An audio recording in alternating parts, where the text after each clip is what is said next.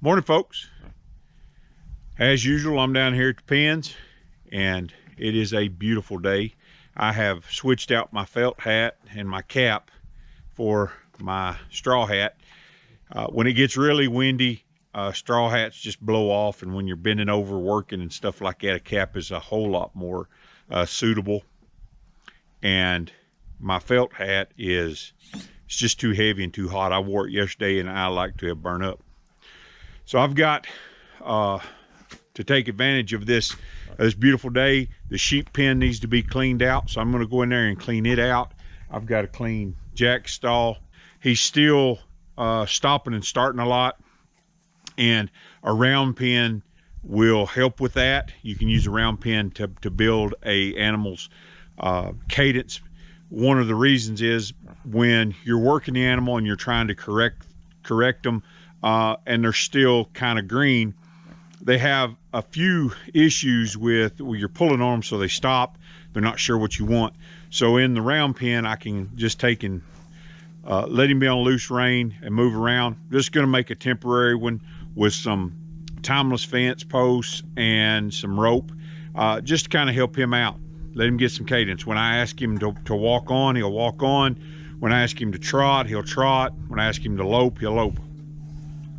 And it's just another tool to help me when I'm training him. So I'm going to get started on cleaning the pens and then get on that round pen and just a few other things. I'm probably going to add some weight today to Prince Jack and build his confidence. That's really key when you're working with a young animal. You don't want to overload them too early where they get too tired or they feel like they can't pull it. So I'm going to add a couple of more tires to my drag, and we're going to work him some. My son's supposed to be here today, so Miss Polly went and ran to the store. She's going to get some steaks and some green chilies, so we're going to be grilling out here after a while. Beautiful day for it. So stick with me. We're going to have some fun.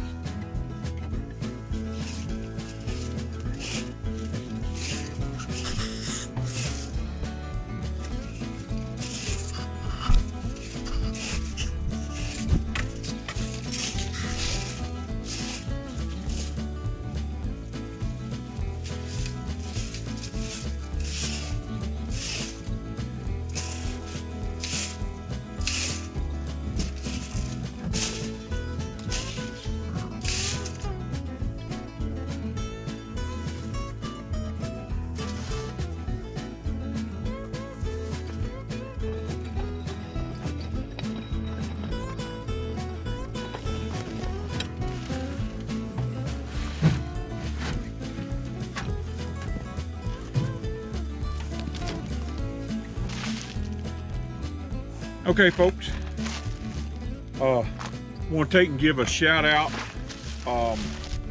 to Michael L. He took and he sent us a gift This was an item that was on our Homestead wish list on Amazon. It is cable connectors. You guys can see that or not. And this is going to come in real handy this summer as we continue working on our solar projects. We've got several of them coming up. These are going to come in real handy. Michael L., you know who you are. We appreciate you. We thank you. Anytime anybody gets anything off of our wish list or supports us in any way, we are humbled. We thank you. May God bless you for helping us out and supporting our channel. So this is awesome.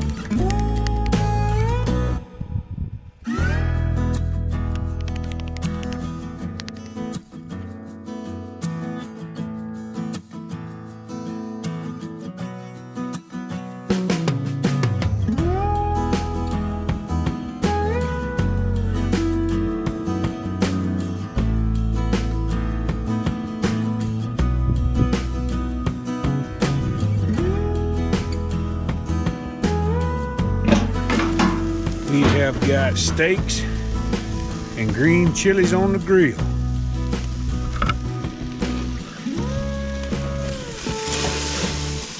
Some of them get a little too hot. I think the steaks are about done. Green chilies are cooking up nice.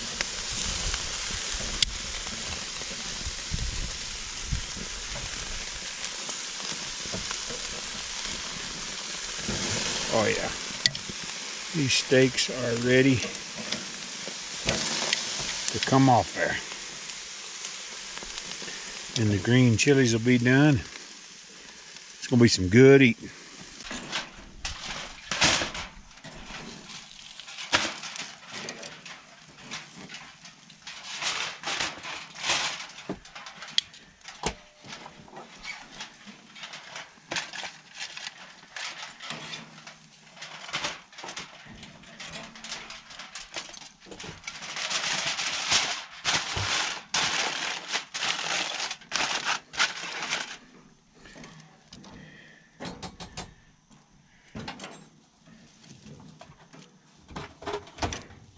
Alrighty, these green chilies right here are about done. You want to take and cook them until the hide pops off of them, kind of like this one. That hide is tough and it's very hard to eat. And we want to cook the pepper thoroughly so it's good and soft. You don't want the meat of the pepper tough. Sometimes on these ones it's curled up, it's a little bit hard. They're almost ready to be pulled off. I'd like for this to be just a little bit softer so that they're easy to eat on a sandwich.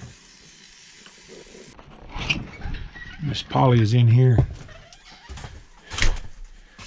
making tortillas. Tortillas. You're hot too, ain't you, Mama? You look hot. She's one hot mama. So she's got vegetable medley. Then I got rice. I actually bought this tortilla pan for an anniversary. birthday? Something like that. Something like that. I forget what it was. My sister said, why are you buying her a pan? I said, you got to have a good tortilla pan. Yeah. Cast iron, too.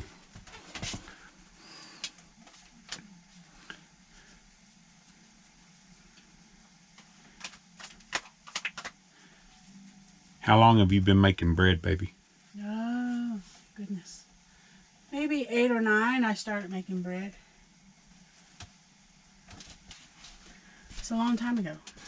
So tell the folks what you have in your dough. I got bluebird flour, all-purpose flour, and baking powder and salt.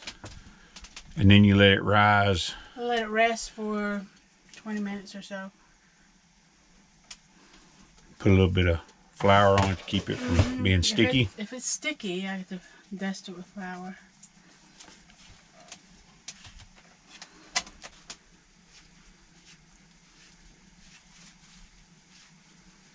I need one of them tortilla, what do you call them? Roll. The roll, you just slide it in there and it comes out flat and round.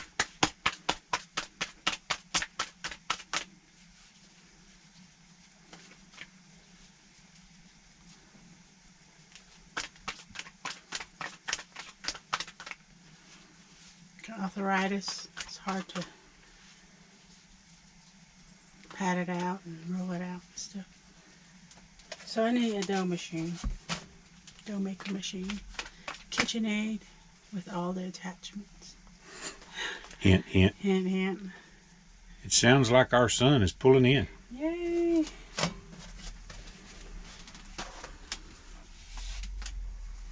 Fresh tortillas. He's going to enjoy that. He may want fried bread instead. I know.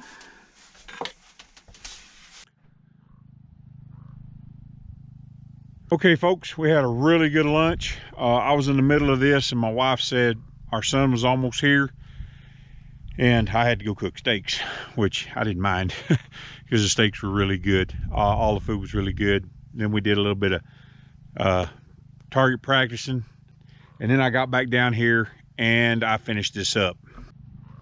So as you seen earlier, I used this lead rope, and it's as big, this pin's as big as I need to just teach Jack some cadence. It's just a learning tool. When something's pulling on me a whole lot, I don't like to pull on them. I hate fighting them. So this gives him a perimeter where I can take and put pressure on him, and he can't pull away from me and want to get outside the circle. So I'm going to take and use this. I just had some rope and some hay twine. Used what I had, but this will work just to teach him some cadence and some rhythm, so that when I ask him to go, he kind of stays on it when it's not just herky-jerky and stop and go and stop and go. That's once we get in that chariot, I really don't want that. So just a few timeless fence posts. I think there's 9 of them altogether, and some string, and it'll be a training tool. This is where we are going to put our big round pin. I'm going to put it like a 50-foot round pin. It's going to be right there on the edge of the road. I'm going to clear out some of this brush and stuff, come around, probably trim this tree and trim this tree back, and put a big round pin in here for starting colts and that sort of thing. It's just one step at a time, and I need something right now, and this is going to take and work. I may add another strand down below. I've got plenty of hay twine. It's a little bit of a pain tying it all together, but I believe it'll work.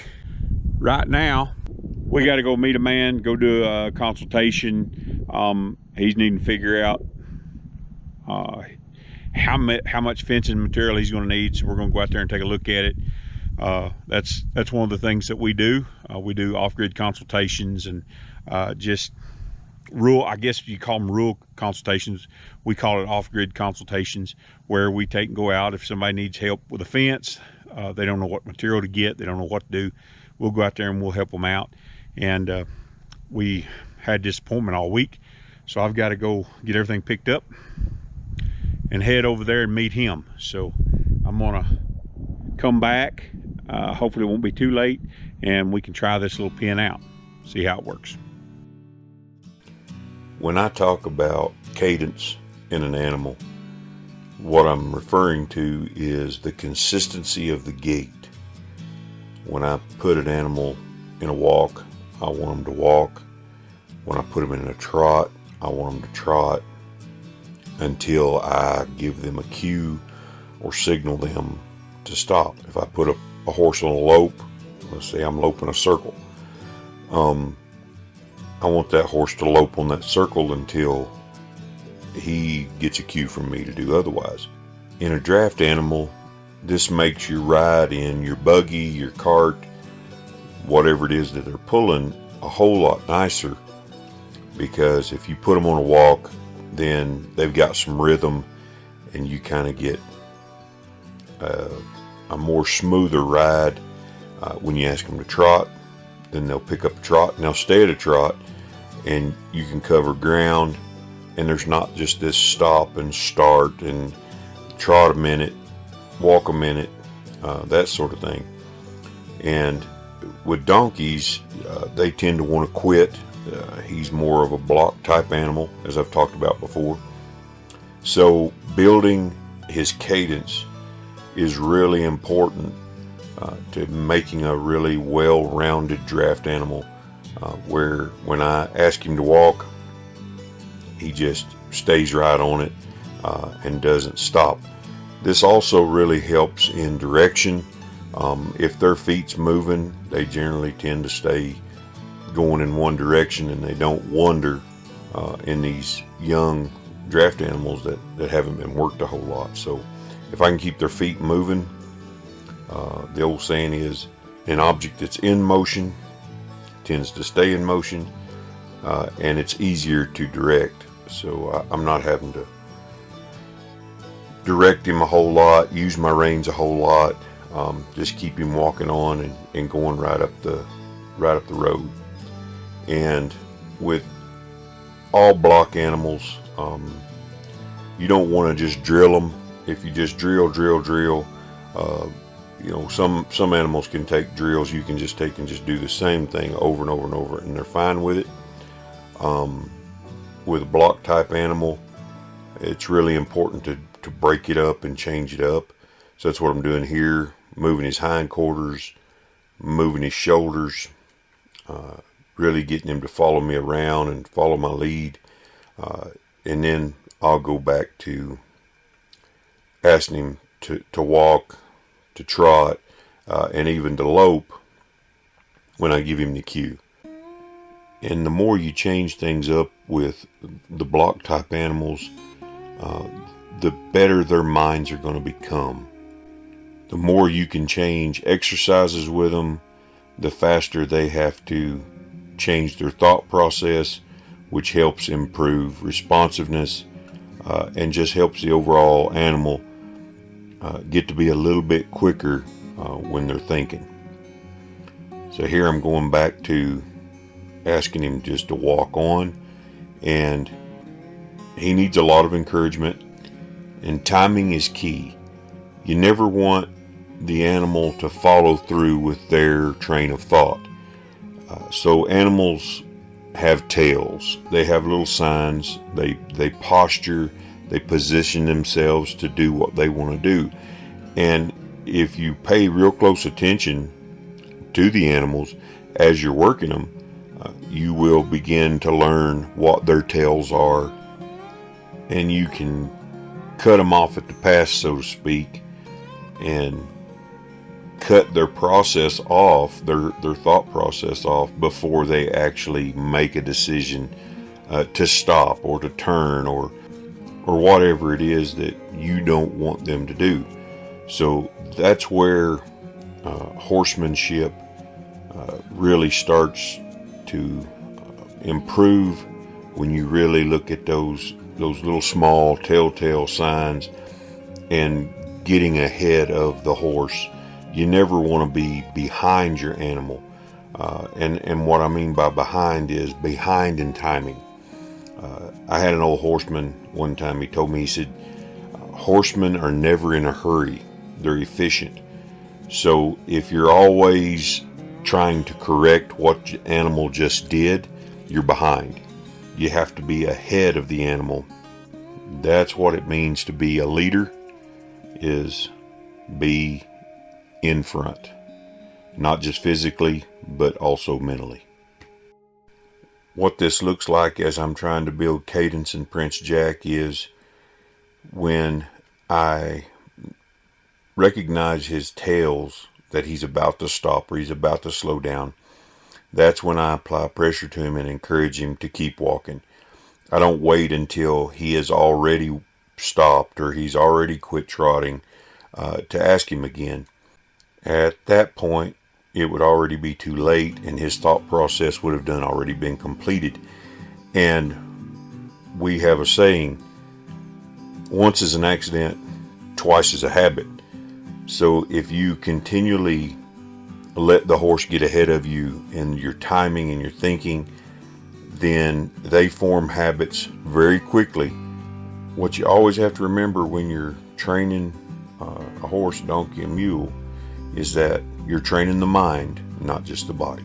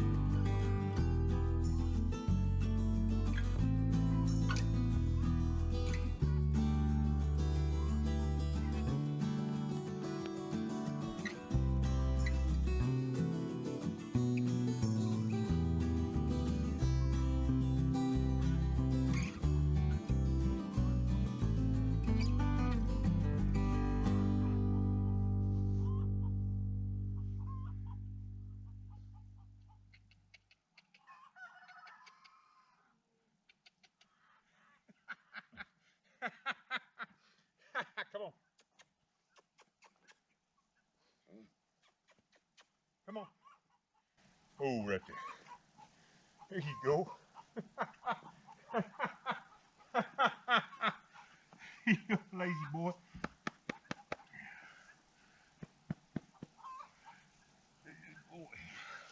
All right. Come up. Come up.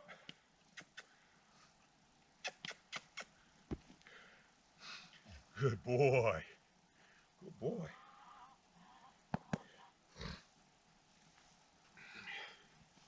That's cool. All righty, folks. I'm going to take and end it up right there. I think the round pen is going to be a really good little tool.